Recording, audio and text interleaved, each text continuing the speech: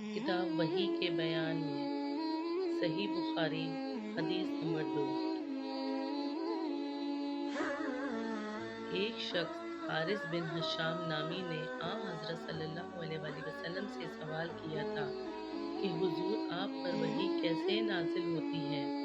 آپ صلی اللہ علیہ وآلہ وسلم نے فرمایا کہ وحی نازل ہوتے وقت کبھی مجھ کو گھنٹی کی سی آواز محسوس ہوتی ہے اور وحی کی یہ کیفیت مجھ پر بہت شاق گزرتی ہے۔ جب یہ کیفیت ختم ہوتی ہے تو میرے دل و دماغ پر اس فرشتے کے ذریعے نازل شدہ وحی محفوظ ہو جاتی ہے، اور کسی وقت ایسا ہوتا ہے کہ فرشتہ بشکل انسان میرے پاس آتا ہے اور مجھ سے کلام کرتا ہے، بس میں اس کا کہا ہوا یاد رکھ لیتا ہوں۔ حضرت عائشہ رضی اللہ عنہا کا بیان ہے